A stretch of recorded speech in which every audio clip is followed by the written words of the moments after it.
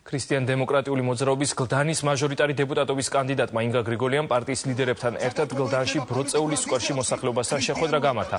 მაჟორიტარობის კანდიდატმა ამ მომჩევლებს პარტიის წინასაარჩევნო გეგმა გააცნო.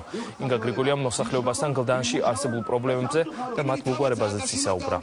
2012 წელს ჩვენ ვადარებთ არსებულ სიტუაციას 90-იანი წლების ახალ ომგადატანილი და დანგრეული საქართველოს პერიოდს. აღარ უნდა დამთავრდეს ეს დრო, აღარ უნდა დამთავრდეს ის პერიოდი, როდესაც ქართველი ხალხი მადლობას უნდა უხდიდეს მთავრობას იმის გამო, რომ საკუთარ კორპუსთან ახერხებს მანქანით მისვლას.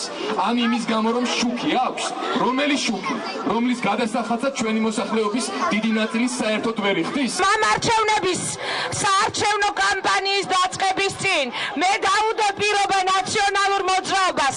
ყველაფერს გავაკეთებ იმისთვის, რომ ნაციონალური მოძრაობა დავამარცხოთ გლდანში. თქვენი მხარდაჭერის იმედი მაქვს, როცა ამას ვამბობ. თქვენი მხარდაჭერის იმედი და თქვენი აქტიურობის იმედი მაქვს. 1 ოქტომბერს ვარი უთხრათ ნაციონალურ მოძრაობას და ეჭვი არ მეპარება თქვენი მხარდაჭერის იმედით. ჩვენ მივაღწევთ იმას, რომ გლდანი 1 ოქტომბერს გახდება ქრისტიან დემოკრატიული